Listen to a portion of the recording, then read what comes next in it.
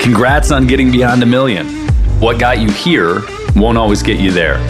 This is a podcast for entrepreneurs who want to reach beyond their 7-figure business and scale to 8, 9, and even 10 figures.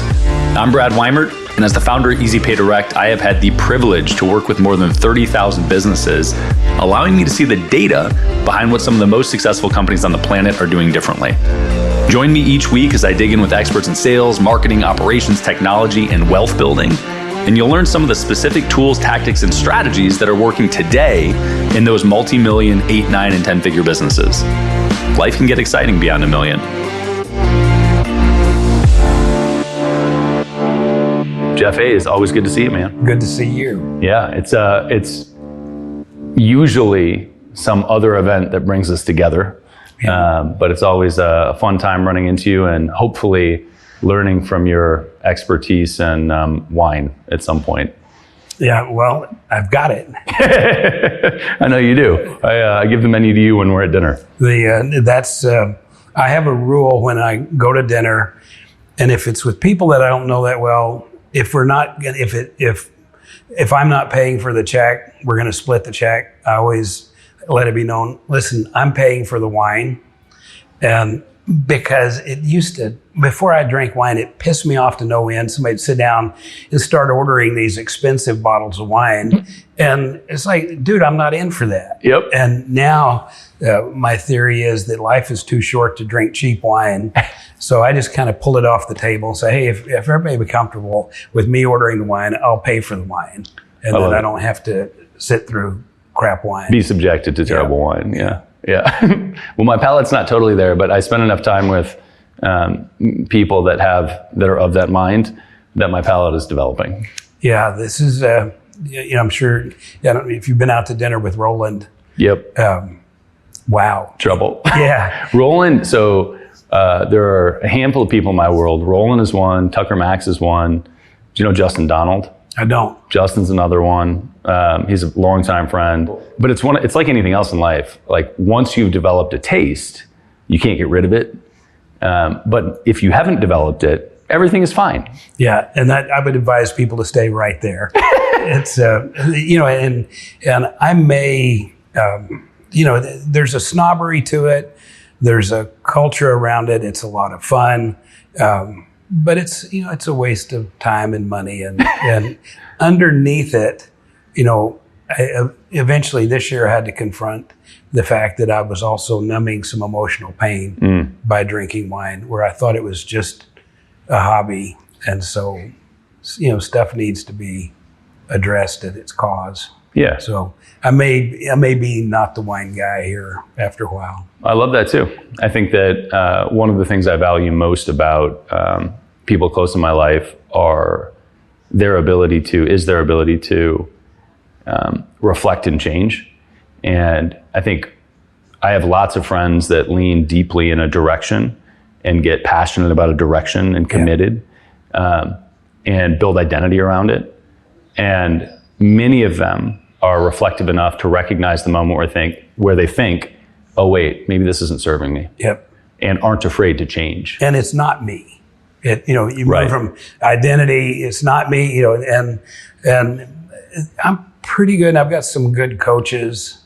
I've got a hypnotherapist named Elliot Rowe that I work with who's pretty good at calling BS on.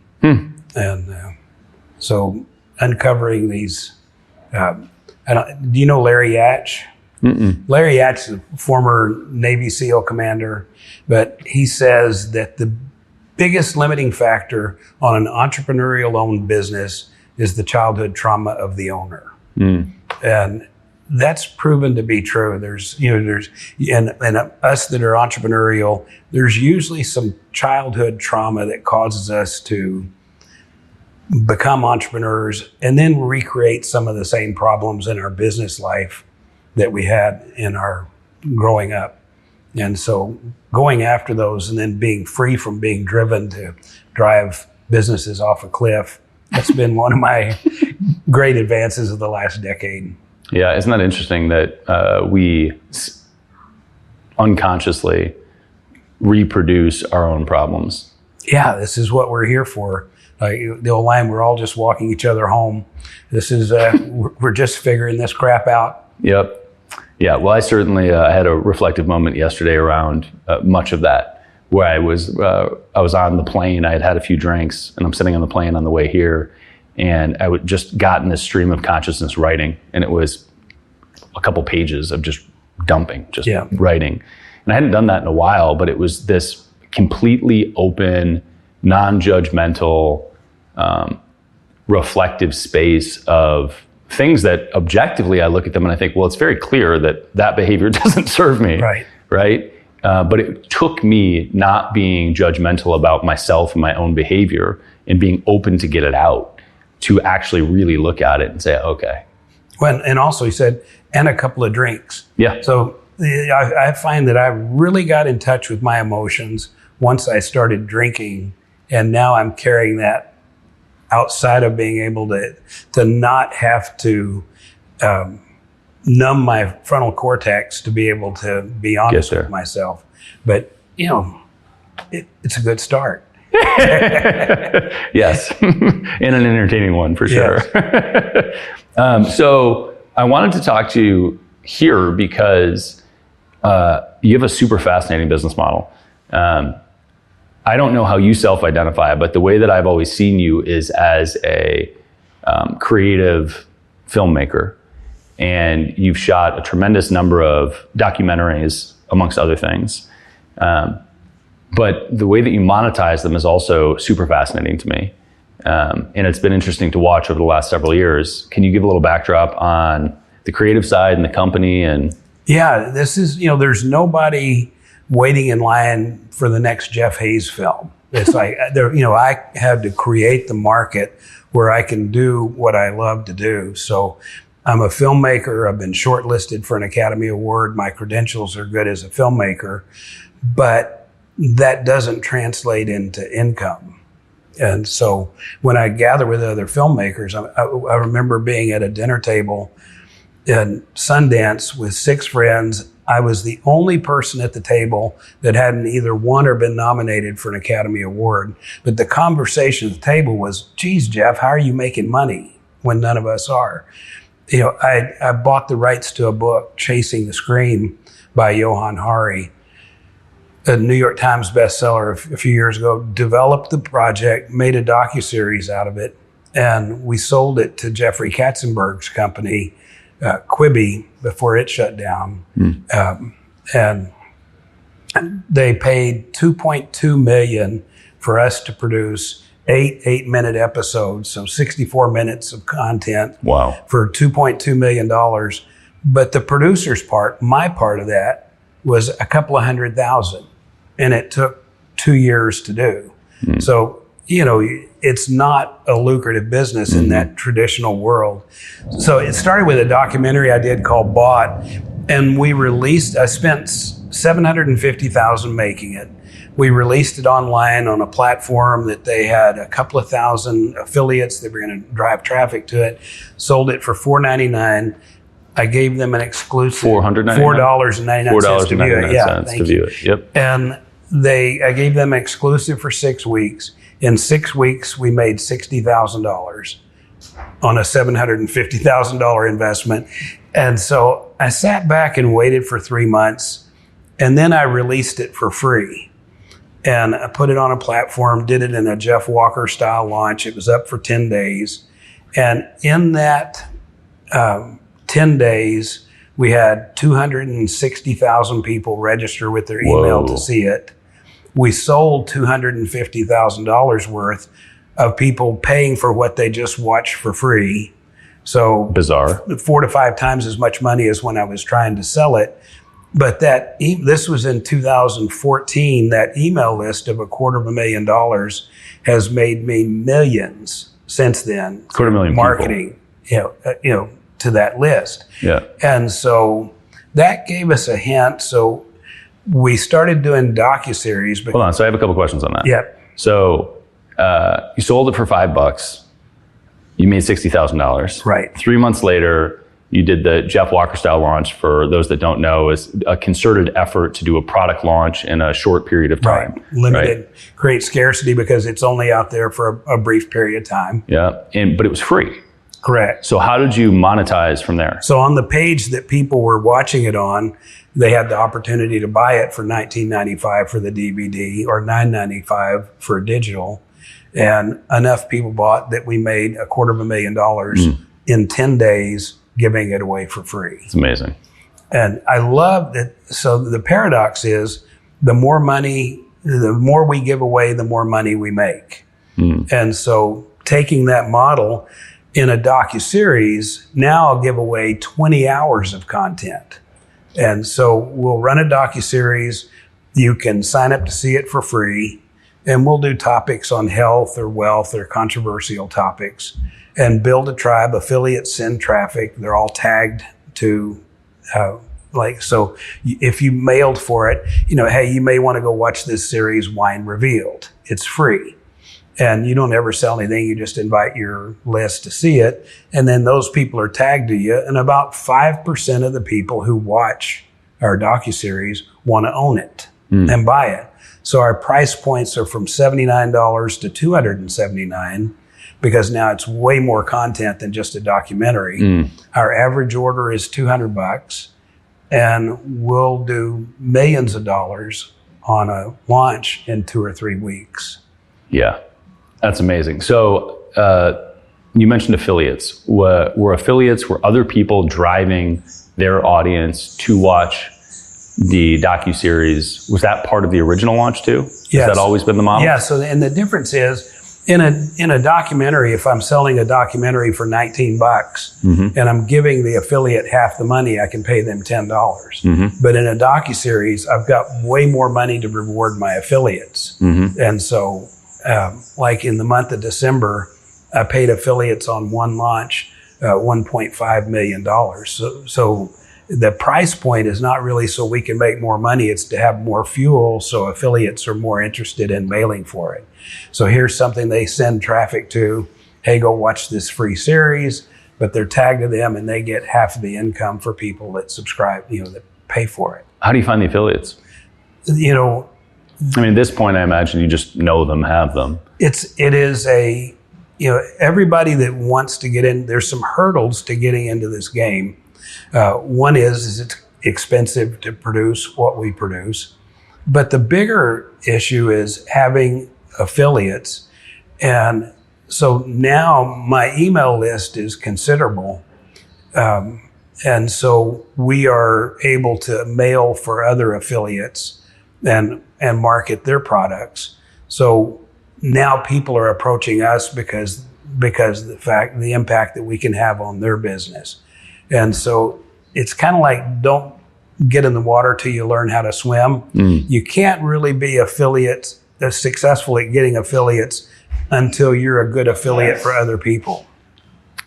Yeah, that makes sense. So what's the affiliates are the driver? That's a flywheel to some extent, right? As you get more and as you mail and as you prove concept and as you know the numbers, you have the capacity to refine your USP for the affiliates, right? And say, hey, we can tell you that 5% are going to convert. All you need to do is share this content. It's probably relevant to your audience anyway. Right.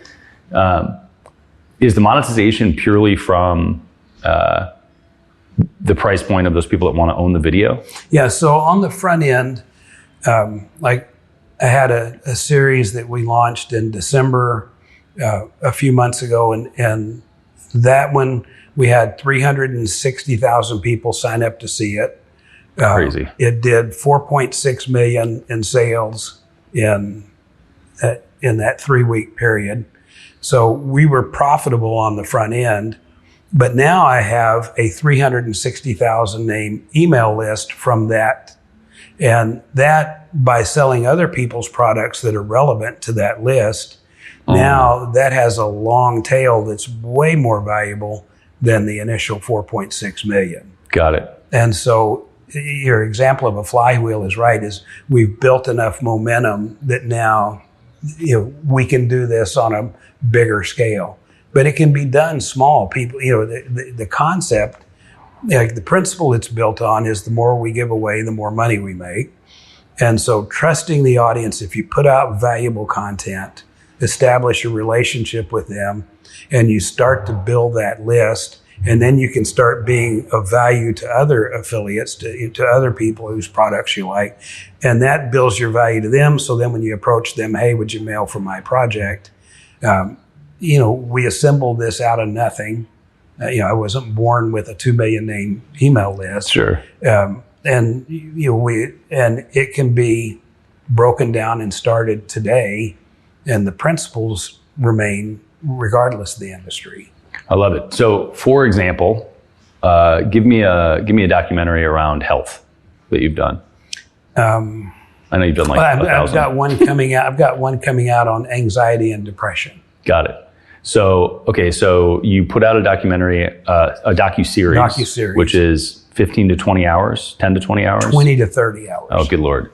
Yeah, I know. Yeah. So you're blocking out days to watch this thing. Yeah, which is really good, because if somebody signs up to see the series, they watch day one, they've got 24 hours to watch it, and then it's replaced by episode 2. And then they've got 24 hours to watch that, and that's replaced by episode 3. Which fuels the purchase. And yeah, about day 4, you realize, okay, this is really great content, but I can't watch 2 hours a day for 10 days in a row. I'll just buy it.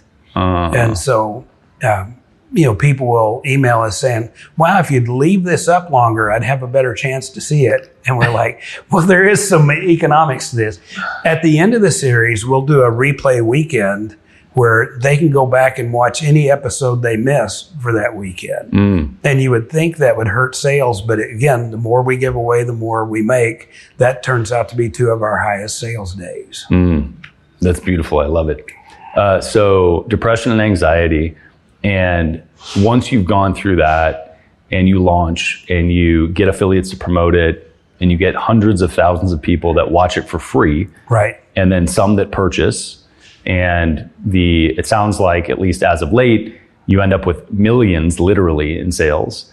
But then on the back end, all of these people that helped you promote the video might have products that are, supplements that help with depression. Right. Right. And so, like in this case, and it's not just the people that are in the series, but sometimes there's I try to pick people for the series that are the best experts, not base it on whether they have a list, or not base it on do they have a back-end product, but sometimes it dovetails, and there are people that fit perfectly. But yeah, then you look at that list and say, okay, this person raised their hand about anxiety and depression. What are all the natural, logical extensions to that? And so we'll have directly related products. And if we have unrelated products that we write an email based on where they came from. So let's say if we wanted to pitch Robert Kiyosaki's product to our entire list for the anxiety and depression part, we might, are you anxious about money? Is this, and so because we know where they came from, have you been worried about money lately? Robert Kiyosaki has some unique perspectives on what to do with your money, in these troubling times. That's beautiful. What's the size of the team to execute this? There's on the marketing side, there's probably 15, and on the filming side, I have 7 or 8 full-time editors. We have a 10,000 square foot studio and recording studio, and in Utah, right? In Utah, 150 terabyte network server, which in your lifetime, your eyes will take in about 2 terabytes of data. This is a 150 terabyte network server. So we're set up to produce volume. But for a company between Jeff Hayes Films and Revealed Films, we did just under 20 million last year with, it should be a team of 60, and it's, a team in the 20s. Wow. So it's a very efficient, hardworking, lean team. I love it. I love it because there are definitely humans on this planet that I love.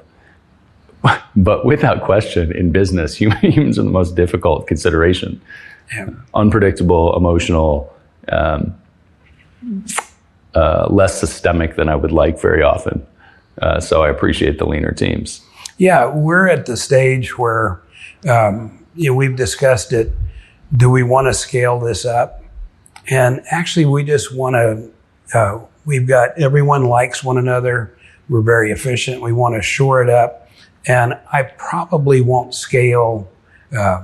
Okay, great. Now, how do I take this to 100 million? And so we had to sit with that question and go, okay, we could probably math a path there, but that may not be where we want to go. Mm. And this is kind of a sweet spot for us. And so we may hover right here for a few years. Because you don't want the team that would have to go with that growth? And that kind of growth usually involves the abandonment of one team and the adoption of another. Mm. And, it's interesting that when I used to start businesses, the first person I would hire would be my art director, because I would usually have an idea and I needed an artist to create things that made it look real. Mm. And in one business I had, this art director, kid was just great. And he was with me from the start. We built it up. We raised millions of dollars. And as we were small, I would invite him into every meeting. I loved his thinking. Eventually, we grew large enough. It was totally inappropriate to say, let's bring in our art director, to sit in on this board meeting. And I watched, it broke his heart to now be outside the door. Mm. And eventually he quit in frustration. And it was just this natural progression of your startup team to your growth team or capturing team. So I am really happy with where we are and don't know that I want to bring in the occupying troops that would take us to the next level. So, I mean, it sounds like that's a question around the outcomes that you actually want, right? And the actions necessary to get to those outcomes. And you seem to be content with the outcome of 20 million a year. Yep. And a team that you love, as opposed to 5 times the money with a team that you might not love. And violating some relationships or changing relationships. And sometimes so it really, when I was younger, it was just like, I'm going to grow. I didn't have any choice but to grow any more than a tree does. A tree doesn't say, I'm only going to 6 feet and I'm going to hang out there. But I'm not a tree, and I can make that decision.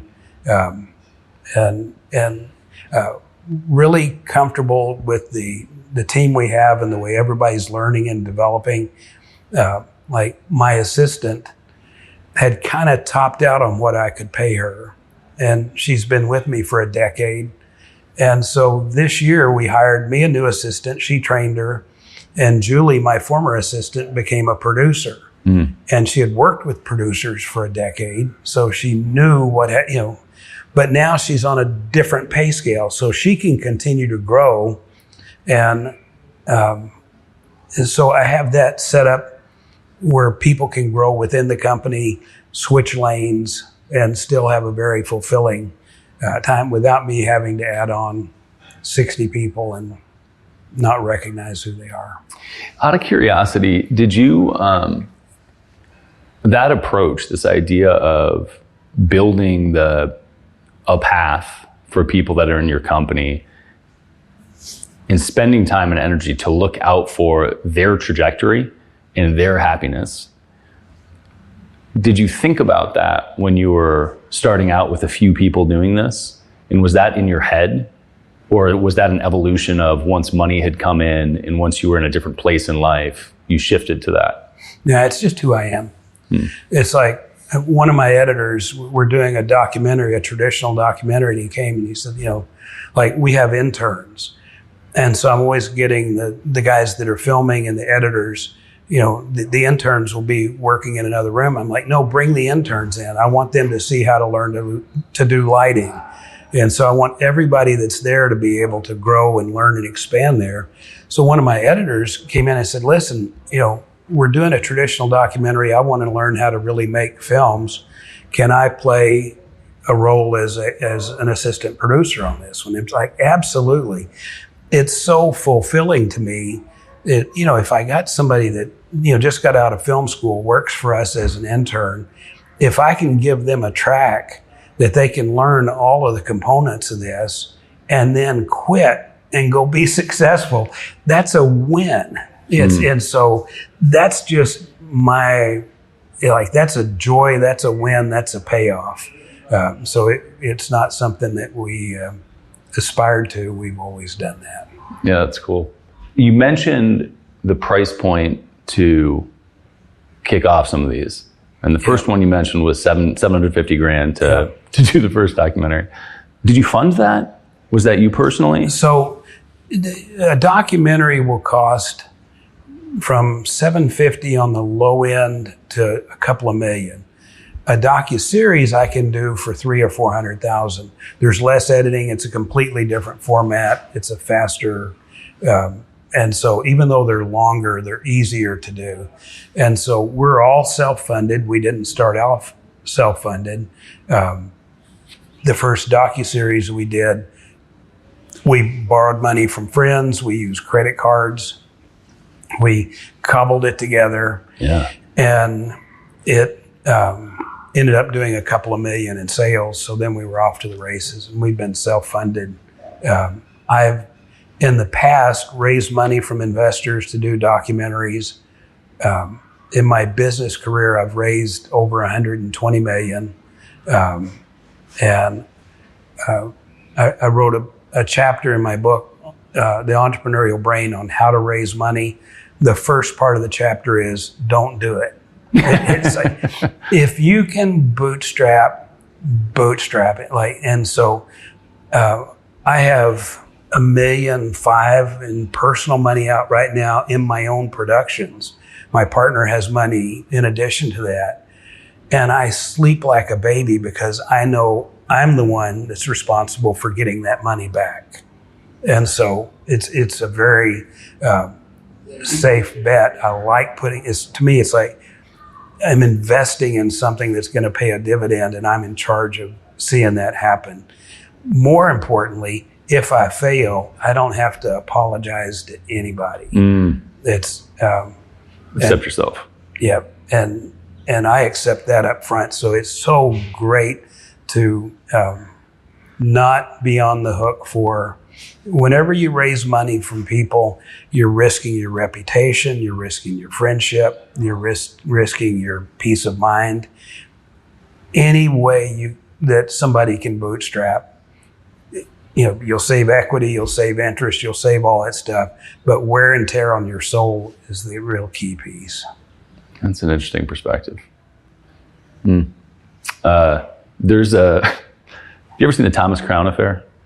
Yeah, there was one with. There's an old one and a new one. Yeah, I was going to say that. Right? Yeah, I think I've seen them both. Yeah, so the original was probably 60s, and then Pierce Brosnan was the lead in the newer one, which is still probably late 90s, and Rene Russo. And there's a line in it when Pierce Brosnan is sitting with his therapist, and his therapist says, "Oh, you don't trust anyone, do you?" And Thomas Crown smirks, and he says, "Oh, I trust myself implicitly." Yeah. And it's this idea of I'm totally comfortable betting on myself, and that's it. I'll take care of it. Yeah, I was talking to my son. I have a phrase that I say that what real wealth is, and real wealth to me is what you have after you lost everything else. And I don't mean like your health and your family and love.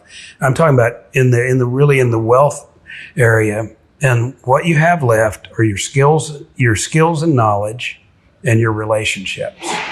So you could go broke tomorrow and you would have your money back in a year because of the people you know, the relationships that you formed, and the knowledge and skill you have. It's like, that's your real wealth. I was talking to my adult son about this weekend, and he says, well, yeah, there's one more component, and that is my knowledge, my self-knowledge of who I am, my values, and my value. And man, he's right. Those are the three things: your skills and knowledge, your relationship, and your knowledge of who you are and what your values are and what your value is. And so that's why I'm not scared to bet on me. Yeah, I think that when I hear that, I think that the third element, this idea of your values and what you have to contribute, I think for sure you can create without that. But when you have that, you have this sense of peace and alignment in your life that you don't get without it. Because you know that you can create and design, but you are doing so without I'm obviously projecting my own thoughts here, but you're doing so without knowing how you're going to feel about it after the fact. Yeah, I've got a friend that talks about values-based decision making. And before he makes any business decision, any acquisition, he runs it past his values. And so he was talking about this, and I thought, I don't know what my values are. And I don't mean that I don't have them or that they're not operating. They're always operating in the background. But it had been 30 years since I sat down and wrote out what are my values. So I spent a month, and every time I would think something that I valued, I'd write it down. And, and I'm not talking about like Benjamin Franklin, I aspire to charity and good works. It's like I'm talking about what are my real operating values? Like I value humor. And doesn't mean it's right or wrong, but I like funny. I like funny people. I like being funny. I value humor. I value money and I value comfort. And I value comfort more than money. So I will always pay for a first class ticket. Even though I value money, I value comfort more. And it doesn't mean these are right or wrong. It just finally I identified these are my operating values. And so now when I'm considering any project or any activity, I can see on paper how it aligns with my values. It helps me avoid bad relationships. It helps me avoid bad projects. Yeah, I think that's great. And we see a lot of, one of the things I love about my space is that I get to look at a ton of different business models and a ton of different entrepreneurs. And we see the financials behind them. The rubber has to, you can only fake it so far, and all of a sudden you're dealing with somebody like you and they go, okay, sorry, I need to look under the hood. Yep. And it's interesting because needless to say, I don't get to share most of that stuff with anybody except inside the company. But it helps me to realign my own activities because I see people that operate in so many different ways, and some of them seem to be very aligned with who they are as a person, and you can tell that their company runs as they run. Right. And then I see others that are projecting one thing as an individual, as a human, and then their company is, again, not good or bad. Their company is doing something that clearly is making decisions that they wouldn't make in their own personal life. Right. And many of them do very, very well in life. Not for long. Well, now I have the perspective of being 64, and I can look back and see the long trajectory of my friends, and that whenever we violate our values, whenever we're incongruent, it may not show up in your business, then it'll show up in your family. It's going to show up somewhere, and something's got to give. Yeah, getting aligned. It's in my best interest to do that for me. Yeah. One of my general beliefs in life is that altruism doesn't exist, and that we all love it. Yeah, we all do things in our own self-interest, and it makes me feel good to give. Exactly. And right. I give with alacrity, but I don't kid myself about what that's about. Yeah, but ultimately it's because it makes me feel good. Yep. Yeah. And totally. I want to be the kind of person that lifts other people, absolutely. Yeah. Rational selfishness. Yes. Oh, I love that phrase. Rational selfishness. Yeah. There are times when I get over the top thank yous for something right? Whether inside the company or my personal life. And they're like, oh, thank you so much. I really appreciate you doing this. And I'm thinking in my head, I didn't do it for you. So I'm glad that it served you. And that was part of the equation, but I did it because something else, and it makes me happy. Yeah, there's an honesty there that I don't think you can go to the next level until you capture what you just said and are honest with yourself about that. It's a trip. It's a trip. Sometimes the best thing you can do is serve yourself at the highest level. Yeah, and don't make it, telling your wife, yes, honey, I will skip going for a run so I can drive you to the store. But if you decide to do that, it is because it's in your best interest to do that. Making her happy, keeping this relationship great. Right. It's not that Brad's the world's greatest guy.